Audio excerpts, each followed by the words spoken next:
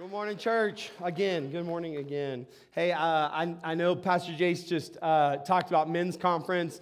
Men, let me tug on you as well to prioritize this. It is a life-changing weekend, and I want to let you know that we do this every year because this is how important it is for us that if the obstacle for you going is finances, we already have men who have stepped up and provided scholarships for other men to go. And so we wanted to make this really, really easy for you. If you are in need of a scholarship and you want to go to men's conference, if you will text the words men's conference to this number, 505-340-8321. Just text men's conference, and then we'll get with you. We'll provide a scholarship.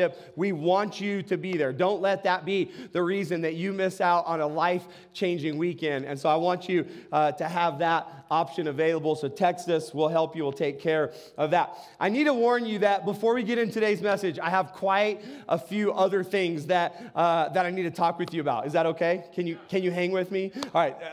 So it's all good news. It's really exciting. So first of all, I want to tell you about two new staff members that are joining our Harvest team here in 2024. If you're at the Dream Team party, you already know about this, but we wanted to make sure everybody knew about this. I'm really excited that the Lord is expanding our team going into this year because I have a sense, I hope you do as well, that we're in for a wild ride in 2024. And I'm glad to have some additional team members to help to carry the load. So the first one I want to tell you about is Amber Okotete. She is sitting right back there, and this is her picture, so you know what she looks like.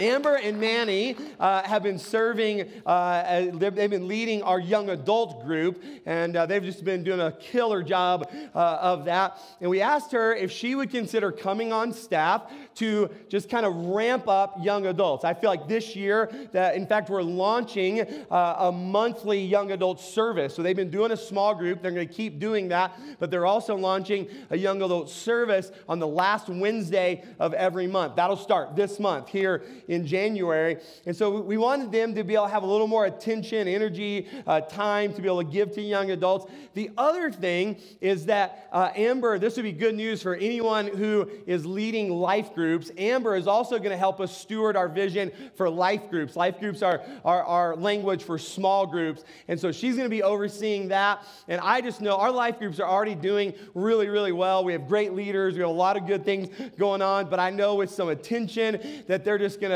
continue to flourish, and I know it's just going to be fantastic this year. And so we're really excited to welcome Amber to our team, and we wanted you to know about that. The second hire that I want to tell you about, she's related to Amber. She's actually her sister. Her name is Brittany Russell, and we have her picture. She's not here today.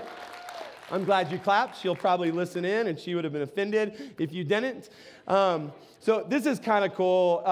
When their parents, Tom and Kendra, when they came to Harvest, Amber was 4 years old and Brittany was 2 years old. These girls grew up in this church. They both, when they graduated and went off to college, and then the Lord called both of them back in different ways at different times. Brittany went to Atlanta School of Ministry, and right out of Atlanta School of Ministry, we tried to hire her, but she said no to us. And she went to Arkansas, and she kept using this card. She's like, Pastor, as soon as God calls me here, then I'll come. And so we were just praying for years. We're like, Lord, just call Brittany. We want her to come. And late in 23, she called and sensed that the Lord was calling her home. She actually moved home with no job offer, with nothing. She just took a step of faith, said, I'm supposed to be home. She came home. We talked with her, and we ended up hiring her. And I'm going to tell you what she's going to be doing. And parents, you're going to want to pay attention to this one. So Brittany is going to be stepping in as our new kids pastor. Now, you might be wondering what's happening with Madison. You just saw Pastor Madison a few minutes ago, and I'm really happy to tell you Pastor Madison's not going anywhere. That's really, really good news. So Madison and Andrew are also our youth pastors, so we wanted Madison to have a little more time for youth. And then what we're also doing is we found that one of Madison's kind of sweet spots is outreach and missions, and so she's going to be doing youth, outreach, and missions. transitions. Brittany is going to be doing kids, and we're really, really excited about this. We just feel really good about it. And parents, I want you to know that we have scheduled a parent meet and greet with Brittany after church on January the 28th. So here in a couple of weeks, we'd love for you right after church to hang out for a few minutes, get to know her. She gets to meet you. We're going to take our time with the transition. I'm expecting that we probably won't be fully, probably won't be fully in charge of kids until maybe March. And that's one big value of this transition where Madison's still here and we're not in a big rush. And so I'm really excited about those staff changes. I wanted you to know about it. And if you have questions, come talk to us. The other thing I want to talk to you about is I want to give you an update on something we call All In. So if you don't know what All In is, we've been in this campaign to update our facilities so that we can do the ministry God's called us to do at a higher level. And we just call that All In.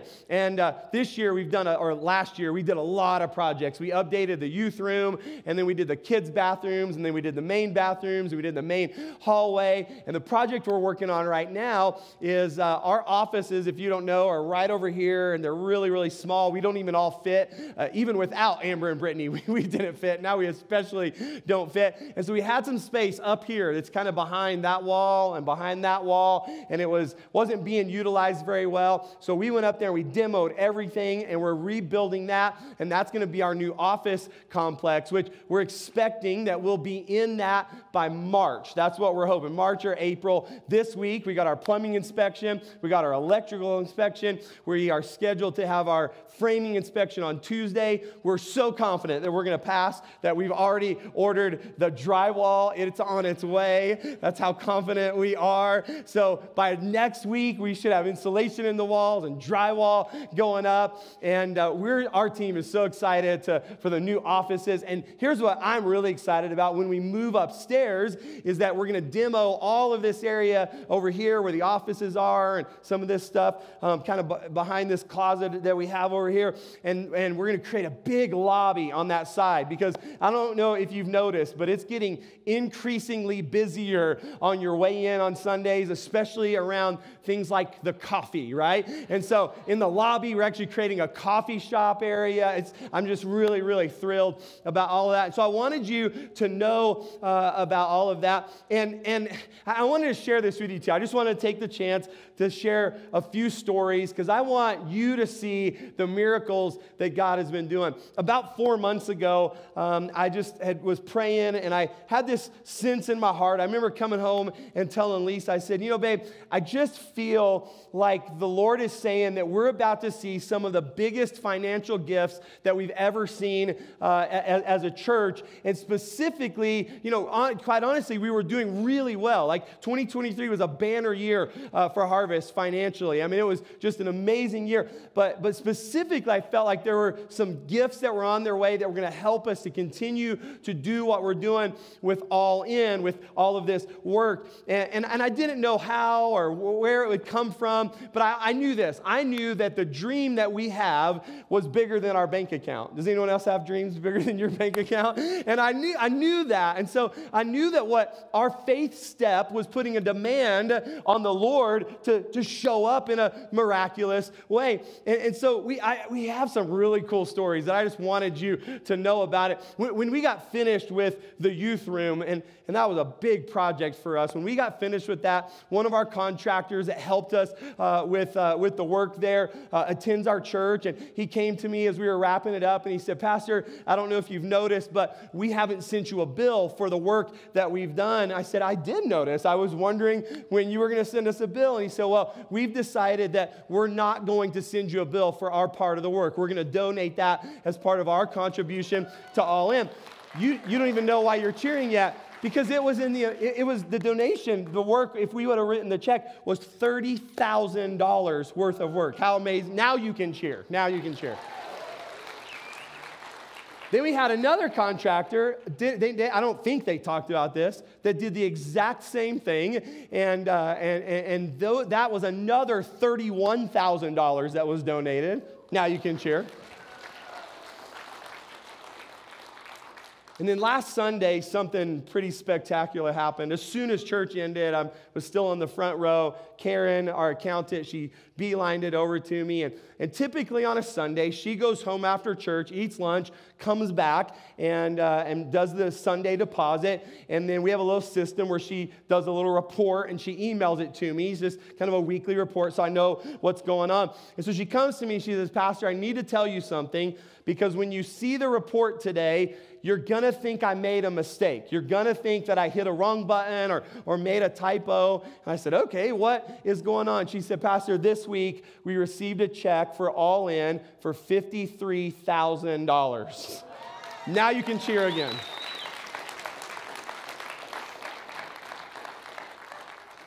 Yes, last Sunday was a busy Sunday. We left church. We had lunch. I had to run to Costco to get stuff for our New Year's Eve party. I got it all gathered. I got back in the truck, and when I shut the door, it was the first time for that whole afternoon that I was alone and still for a moment. And all of a sudden, it just kind of hit me, the goodness of the Lord. And I sat there in the parking lot of Costco, and I cried my eyes out. And I said, Lord, I had a sense that you were getting ready to do something. I didn't know how any of it would happen. I didn't have plans. I didn't know. And you've done it. And I just have to tell you this, as I was rejoicing and talking to the Lord about it, I had another sense in my heart as I felt like the Lord was saying, I'm just getting started. There's more. Like, you just keep walking in faith and obeying me and taking the steps that I've asked you to take, and I will continue to provide.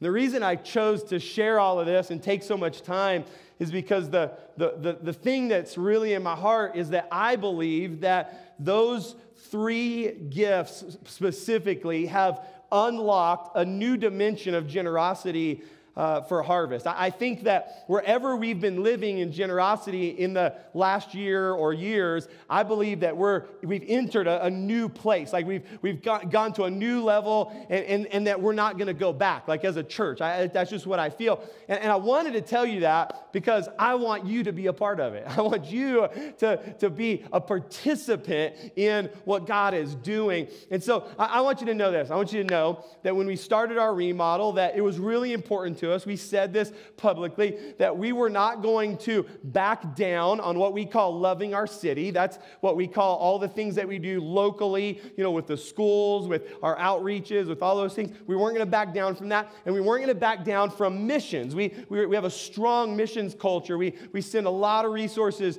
globally around the world. And what I'm really happy about in 2023 is all the things that we did in our building. We didn't back down from any of that. In fact, we pressed the gas a little bit. We went a little bit harder in some of those areas. And so I wanted to just take them in. I wanted to kind of tell you how it works. So at Harvest, we unashamedly teach a principle that the Bible teaches called the tithe. And real simple, the tithe means that a whole bunch of us have made the decision that we're going to give God the first 10% of everything that He blesses us with. And some of you, if you're not familiar with that, or maybe you're hearing that for the first time, you're like, are you kidding me? You give the first 10%? And I'll just tell you this, Lisa and I are blessed because we grew up in homes where our parents did this. So like literally, this is the only life we've ever known. I remember at like 6 and 7 years old getting birthday cards with money in it, and at the end of the birthday party, adding it all up and pulling the tithe out, and I couldn't wait to take it to kids' church. Like that's how long we've been doing it. And a bunch of you have similar stories, and you've decided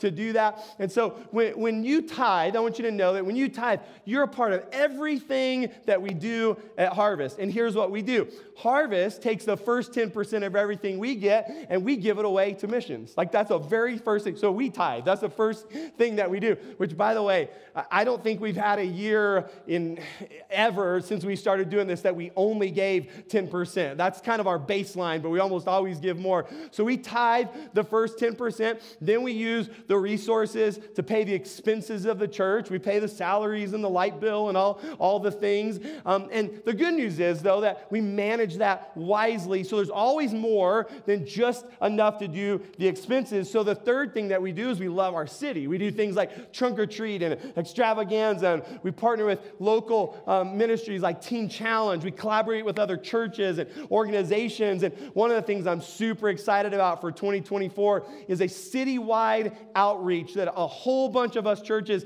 are partnering with called Seek and Save. And if you want to put it on your calendar now, I'm going to need your help. It's August 13th through the 17th. And because of your generosity, we're able to help fund a big portion of that. And then after all of that, then we also send resources all over the world through global missions partners. And I'll just tell you quickly, we were a part of some really cool things last year. We helped build a brand new church. There was a church in Panama that through one of our missions partners reached out, and they were meeting open air just under a tree out in the grass. And so through your generosity, we were able to send resources, and our missionary there was able to get all of the materials. We built a brand new church for them. One of our partners is a Bible translation ministry, and this year we were part of helping put the Bible in a brand new language that it's never been in that language before. And that was because of your generosity, because of Run for the Light, and a bunch of you participated in that. We raised over $40,000. Then we had a matching donor that doubled that, so we raised over $80,000. And if you don't know about Feed One, what they do is for $10 a month, they feed a child every single day of the week for just $10 a month. So if you do the math, that means that we fed over 650 children this last year, every single day. How awesome is that? You didn't know when to cheer because there were so many good things, right?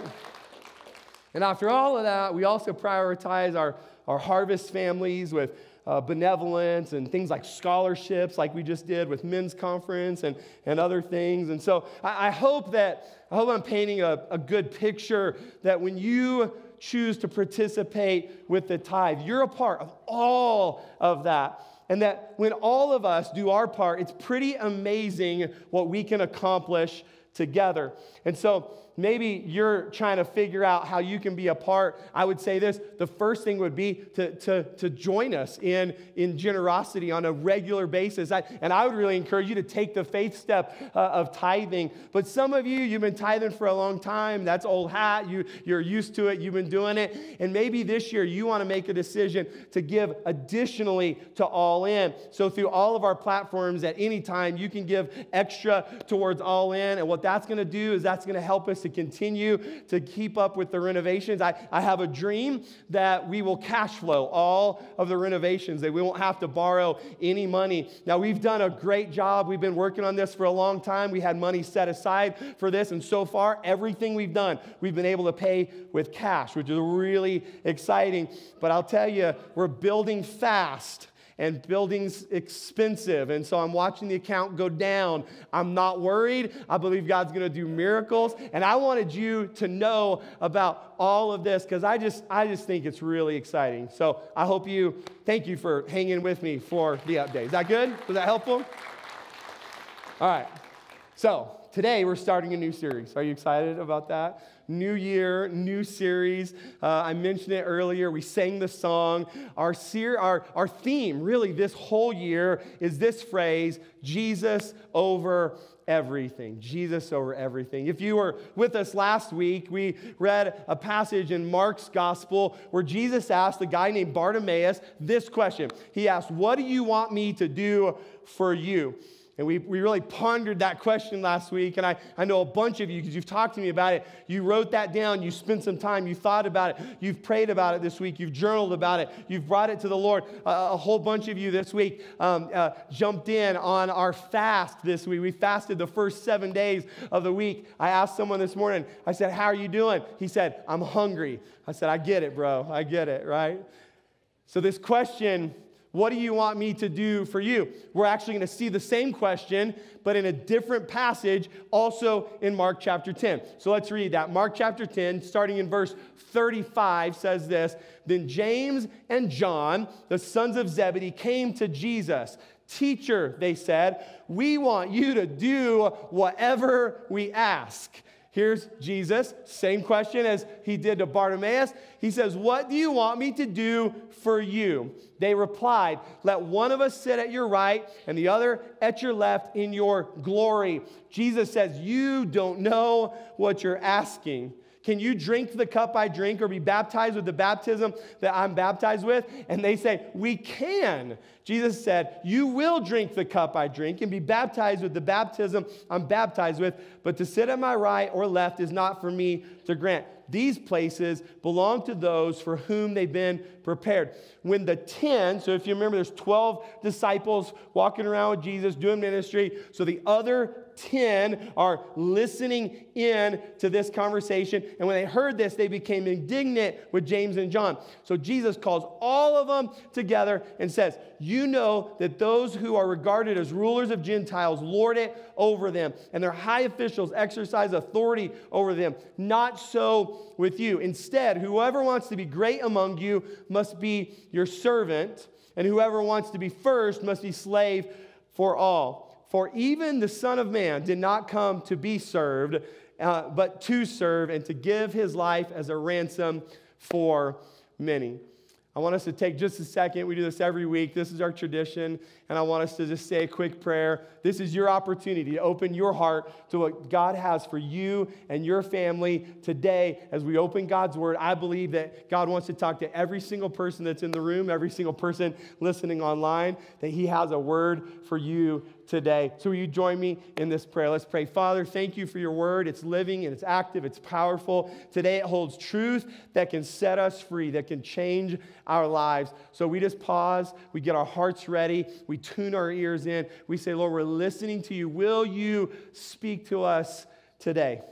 In Jesus' name. And everyone said, Amen. Growing up, my dad was both a pastor and a general contractor. So from a very young age, I grew up on job sites learning how to build things. We mostly built houses and about 1 or 2 churches a year around the state. We would go and build. And so I learned construction growing up. And one of the things that I remember is that often on the job site, one of the first things they do is they bring in some type of heavy equipment, a tractor, and they'll scrape the land, and they have to create a pad to build the foundation on. And so what they would do is when they did that dirt work, is they'd create a dirt pile off kind of to the side or in the corner of the lot, and then that would sit there during the whole project so they could use it at the end to bring it back over and do a final grade to kind of smooth things out. Now, for my brother and I, my brother's 2 years younger than me, for my brother and I, this dirt pile provided a wonderful opportunity. When we would get tired of the job that we were doing, that we were assigned to, or maybe it was time for lunch, often we would make our way over to the dirt pile to play a game. Have any of you ever played King of the Mountain? Anyone? King of the Mountain? And I'll just tell you, we would play King of the Mountain with whoever was on the job site. And at times it got really, really rowdy, as you can well imagine. And Dad would have to come over and settle us down. It started as a game. It turned into a fight, you know. But the point of King of the Mountain is really, really simple. The point of King of the Mountain is to be the person on top of the hill, right, of the pile, of the mountain. And if you're on the top, you have to defend your position, and everyone else is going to try to they're clamoring up the hill. They're trying to pull you off. They're trying to push you off. They're trying to tackle you and roll down, whatever it is. The point is simply to stay on top of the mountain. Now today, as we start this new series, Jesus Over Everything, our title is that game. Our title is King of the Mountain. Now, I have to tell you, I'm excited about this series. Lisa and I were at a conference this last year, and in the middle of it, in the middle of a worship time, I felt like the Lord was talking to me about this phrase, Jesus over everything. I got my journal out. I wrote it down that day at lunch. I said, Lisa, I think I have our 2024 theme. And I shared it with her. We talked about it. We prayed about it. And I began to share it with our team leading into the year. I'm excited about this theme, Jesus over everything. I'm excited to announce week in and week out that Jesus really is over everything. I'm excited. I can't wait to talk about how Jesus is over painful situations in our lives. I can't wait to pray with you and declare that Jesus is over sickness. Does anyone believe that with me? I'm glad that in an election year that Jesus is over politics. Is anyone happy about that? I'm glad that Jesus is over Republicans and Democrats and anyone else. I'm glad that whatever happens this year in election stuff, that Jesus is going to reign over it all. I'm not 100% sure, but next week our 6-minute sermon speakers have been assigned the same topic, Jesus over everything. I don't know exactly what they're going to say, but I'll just guess that some of them are going to point us towards the various places in our lives where Jesus can be victorious. I'm thankful that Jesus is over broken relationships. I'm thankful that Jesus can heal marriages. I'm thankful that last year, as we talked about coming out of the cave, now what do? That Jesus is over mental health. For that matter, I'm thankful that he's over all of our health, our physical health, our mental health, our emotional health, our financial health, our spiritual health. He reigns over all of it. All of this is true. Do you believe it? But there's a foundational issue that we have to settle first, and it's this: who's king of the mountain? But what I'm saying is this: who is king of your life? See, what I've learned is in my own life that ever since I surrendered my heart to Christ, that I'm tempted, I use the word surrender, that I'm tempted at times to take control back over of my life. Does that happen to any of you? And this is, if I could give you a picture, it's this game of King of the Mountain. Is that when I was a 7-year-old little boy and I prayed that prayer and I cried out to Jesus and I surrendered my life, what I did is I put Jesus on top of my mountain, on top of my life. And when I was a kid, I did pretty good. And when I was a teenager, I did pretty good. But as a young adult, there were some times where I went up the mountain and I kicked Jesus off. and I made the decision that I wanted to be king of the mountain for a little while. I wanted to make some decisions. I wanted to do that. And so we've got to settle this, because I imagine that as I'm talking about that you can relate, that there's this constant jostling for who is going to be at the top of my life. This is the struggle that James and John had. They wanted Jesus to serve them. Do you remember in the story? They came to Jesus, and this is how the conversation started. Jesus, we want you to do what we ask. Isn't that crazy? The audacity of James and John. They come to Jesus. We want you to do what we want. And Jesus, he went along with their request. He says, okay, what do you want me to do for you? They wanted this version of Jesus where he basically is a genie in a bottle, right? Where I get in trouble and I just rub the bottle and poof, out pops Jesus, and we just say, help us, Lord. Oh my goodness, I don't know what I'm going to do. I need your help. I need you to provide. I need you to heal. I need you to help us, Lord. And it's just this version of Christianity that we see in James and John, that quite honestly we still see it today, that we just want Jesus to serve us. And this is their request. They say, let one of us sit on your right and one on your left. And here's kind of a key phrase in this: in your glory. What they're asking for is a place of prominence, right? They wanted to share in God's glory. They wanted to be king of the mountain. They wanted to be important. And to be fair, this isn't the first time that we see this. If you flip back one chapter in Mark chapter 9, verse 33 and 34, the disciples are walking along and they're having a discussion, and Jesus is there. It says they came to Capernaum, and when he was in the house, Jesus asked them, what were you arguing about on the road? Look at this. But they kept quiet, because on the way they had argued about who was the greatest. It was this, I really don't think these are the only two times it happened. I think there was this constant jostling for who is going to be king of my life, who is going to call the shots, who's going to be on top, who is going to be the most important. And now Jesus cuts to the core of their request when he says this. He says, you don't know what you're asking. You don't have any idea what you're asking. Don't we have a bad habit of this? We see what someone else has, and we think, boy, wouldn't it be nice if I had that same thing? But we fail to see all the hard work that they've put in to get where they are. I mean, isn't it easy to see someone else's highlight reel and wish that you had their life? What I've learned is that we don't know the backstory. We don't know the pain.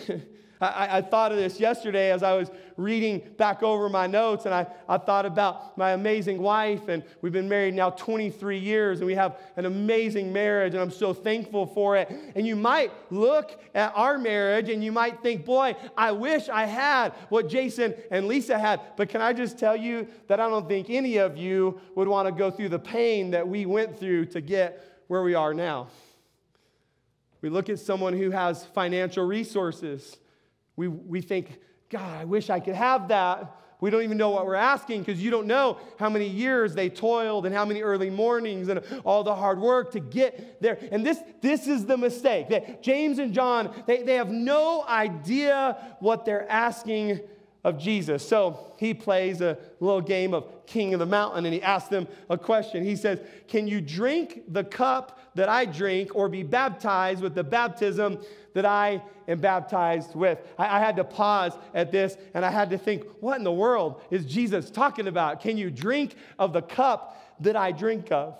I don't know if this happens in your house. Do any of you have a favorite cup in your house? A favorite cup? A favorite cup? When my in-laws, when they lived in Louisiana, we would go to visit, right? We'd be there for a week. And my mother-in-law, her gifting is collecting all the dishes from around the house and washing them faster than, you gotta be on it. She's gonna like swipe it and get it away. And so I learned that for that week, I had to take my cup and I had to hide it or she was gonna grab it, right? And so she's a little height challenged. And so I would take my cup and I'd put it on top of the refrigerator because I knew she couldn't reach it. That's how I protected my cup. Some of you maybe you have some favorite cups. I brought some favorite cups today. Tom and Kendra gave me this mug. I keep it here at the church to drink coffee out of, and you probably can't read it, but it says, be careful or you will end up in my sermon. So sometimes someone's coming in for counseling, I just pour a cup, I just set it on the table. I make sure they know. No, all bets are off. This is a favorite cup of mine. I'll tell you, here's another favorite cup. This is a Yeti. Anyone like Yetis? This is a Yeti, and this has what they call the chug cap, okay? This is a chug cap. It's the only way that I'll drink from a Yeti is with a chug cap. And I love Yeti. I have one right there. I have one here. I carry it almost every day. I put ice in it in the morning. I fill it up with my water, and all day long, I can refill it. And at the end of the day, I still have ice in it. I don't know how Yeti did it. I'm a believer, and they're amazing, okay? So that's a favorite cup of mine. All right, how many of you bought someone a Stanley for Christmas? Anyone? Okay, so this was a number one gift for 2023 Christmas. If you don't know about Stanley, let me read you two headlines that were in the news this week, okay? Headline number one, Stanley Cups sold out at Target are selling for more than double the price on the resale market. That was in the news this week. Here's the second one. How a 40-ounce cup turned Stanley into a $750 million a year business. So I help with our girls' basketball team at the school that they go to. And not long ago, I volunteered to drive all of the girls in our van, the church van, up to Santa Fe for a tournament. And I see all these girls getting in, and probably 3/4 of the team has Stanleys, okay? And so I thought I'd have some fun with it. And I said, girls, y'all realize Stanley's an old man brand, right? I'm like, whatever. I said, no, listen. When I was a kid, my grandpa had a Stanley. Like, no, he didn't. I'm like, y'all need to do some research. You have no idea about Stanley. It's an old man brand. When I was a kid, we would take coffee to the duck blind in a metal Stanley. Anyone else remember metal Stanleys? And all of a sudden, it's all the rage, and everyone wants one. And so I bought a Stanley this week just to talk about it, and I'm going to see if it's worth it, okay? I'm going to predict my Yeti's better, okay? But I'll let you know. I will report back to you. But I have to tell you about my dad's favorite cup. A Circle K styrofoam cup. Y'all, my dad will keep a Circle K styrofoam cup for weeks. He will wash it. I have seen him walk into a store, a gas station, that has plastic cups, fill his drink up, walk back to his car, get his old Circle K styrofoam cup out, and empty the contents into his styrofoam cup and throw that plastic cup away. My parents don't fight very often, but I was in their home one day. My dad looked around and he said, "Becky, did you do something with my styrofoam cup?" And I thought that World War III was about to happen, okay? So his favorite cup is a Circle K styrofoam cup. And I just got to thinking, what in the world did Jesus mean when he said, "Can you drink the cup that I am drinking of?" And I'll just tell you, Jesus wasn't talking about Yeti or Stanley or even Circle K styrofoam cups, even though I guess they're really good. Jesus was pointing to the cup of suffering that he was about to endure. His disciples knew, because he'd been talking about it, that he was going to establish a new kingdom. And in their minds, James and John especially, they're thinking Jesus is going to march in with a big army. He's going to overthrow the government. He's going to take over. He's going to be the new king. He's going to establish a new kingdom. And we want to be a part of this triumphant reign of the new king. And Jesus was establishing a new kingdom, but not like anything the world had ever seen before, and not in a way that the world had ever seen before. Instead of marching over and taking the kingdom by force, Jesus was going to do something radically different. Jesus was getting ready to lay down his own life to establish a new kingdom that would last forever, but he was going to do that by drinking of the cup of suffering. You probably know the story, but Jesus suffered immensely. He was wrongly accused. He was wrongly tried. He was whipped and beaten. He was forced to carry his own cross. When he got to the place where the crucifixion was going to happen, they literally put nails through his hands and his feet, and then he hung there. And if you don't know how crucifixion works, they don't actually die from the blood loss or from the nails in his hands and his feet, but it would put the body in a position where they would hang in such a way that they would suffocate. They couldn't breathe. And the only way to get a breath would be to push up on the hands and the feet and the nails and have that severe pain just to be able to get up, to open the oxygen, open the lungs, and to get another breath. And so it was a long, grueling, torturous way to die. And as Jesus is hanging there, gasping for air, suffocating, the soldiers are ridiculing him and mocking him. In Mark's Gospel, chapter 14, verse 34, we actually see Jesus before he goes to the cross. He's praying with his disciples in a garden. It's called the Garden of Gethsemane. And we get a little snapshot of this cup of suffering. He says, "My soul is overwhelmed with sorrow to the point of death." So again, he hasn't been whipped. He hasn't been put on the cross. He's simply saying, "I am so sorrowful. My heart is so broken. This cup of suffering is so big." He says, "I'm overwhelmed to the point of death." And he looks to his disciples and he says, "Stay here and watch." He goes a little further into the garden. It says he falls to the ground and he prays that if it is possible that this hour might pass from him. And this is his prayer in verse 36. He says, "Abba, Father," he's praying to God, the Father. He says, "Abba, Father, everything is possible for you. Take this cup from me. I don't want to drink the cup of suffering. I don't want to go down this path, but I'm so thankful that his prayer didn't end there, because then he said this. He says, yet not my will, but what you will. And he went through with it. He went through, he went ahead and he drank from the cup of suffering. This is why Jesus says to James and John, you have no idea what you're asking for. But they respond, they say, yes, Lord, we can drink the same cup. And so Jesus says back to them, he says, you will drink the cup and you will be baptized with the baptism I'm baptized with.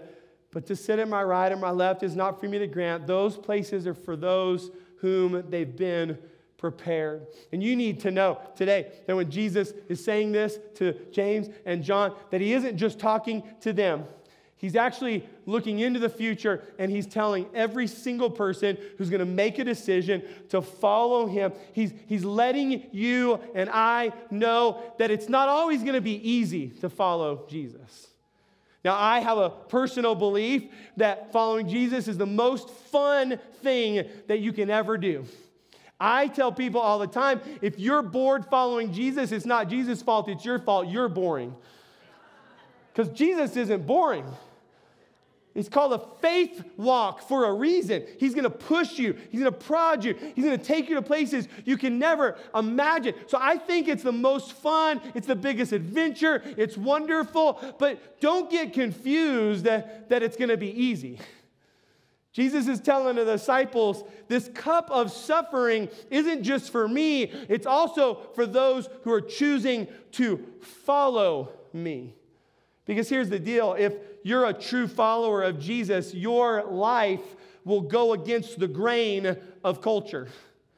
I remember as a teenager, there was an evangelist that came to the church to preach for 3 or 4 nights, and he had some merchandise that he sold, and one of the things was a shirt, and he gave me one. And it was, y'all, I was such a nerd in high school. You just have to know. I was a nerd, and Lisa was prom queen, cheerleader. I'm so thankful we didn't meet until later in life, because it wouldn't have worked, okay? So he gave me the shirt. It was neon blue, okay?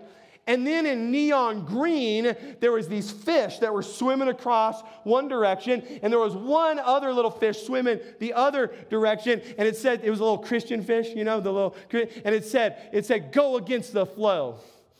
And I remember as a teenager putting that shirt on to go to high school sometimes. It didn't matter because I wasn't popular at high school, so I could have worn whatever I want. But I remember putting it on and knowing I am going against the grain. I'm not like all of the other kids. I'm not going to do all the things they do or say the things they say or be the way. I remember thinking that even as a teenager, and I have to tell you, I'm a little bit worried about the current brand of Christianity that wants to look exactly like the rest of the world. It's hard sometimes to see a difference. It's hard to look at a Christ follower and not a Christ follower and examine the choices of their lives and how they live. And it's difficult to tell the difference. And I'm worried about that because Jesus is really clear, not just here, but all throughout the Bible, that we should look different. There's this verse in 1 Peter chapter 2, verse 9. He calls us out. He says, but you are a chosen people, a royal priesthood, a holy nation, God's special possession, that you may declare the praises of him who called you out of darkness into the wonderful light. You got to look different if you're not living in the dark. You got to look different if you have accepted that you're a chosen people, a holy nation, called out of darkness to live in the light. The other 10 disciples, they're listening in on this conversation, and it says that the 10 heard about this, and they became indignant with James and John. This story, I believe, illustrates these kind of two, parallel things that are happening where James and John thought way too much of themselves, right? They came to Jesus and said, we want you to do what we want. right? We want to be king of the mountain. And the other 10 are over here, and they're listening in, and they're snickering, and they're talking, and they're laughing at James and John, and then they get kind of upset. And like, how dare them? I can't believe that they would do that. And all of a sudden, it just builds, and now they're indignant. Or I might use it this way. I might say they were judgmental. They were judgmental. And can I just say this? All 12 disciples were wrong. James and John get the bad rap in this story most often because they were the most brash, the most bold. But can I just say, all 12 disciples missed the mark. Jesus preaches about judging in another famous sermon called the Sermon on the Mount in Matthew chapter 7. He makes it really clear. He says, do not judge, or you too will be judged. From the same way you judge others, you'll be judged. And with the same measure you use, it will be measured to you. And he asks the question, he says, why do you look at the speck of sawdust that's in your brother's eye and pay no attention to the plank in your own eye? So he's calling out. He's like, your brother has this little speck, and you've got a 2x4 sticking out of your head. How can you say to your brother, let me take the speck out of your eye, when all the time there's a plank in your own? You hypocrite. First take the plank out of your own eye, and then you'll see clearly to remove the speck from your brother's. So all 12 disciples miss it. So Jesus takes the opportunity to teach them a lesson and to teach us a lesson. He calls them together. He says, you know that those who are regarded of rulers of Gentiles lord it over them. Their high officials exercise authority over them. In other words, you know how the world lives. You know how the world operates. You know how rulers in the world, how they lead. You see that. But he says, not so with you, Christ follower.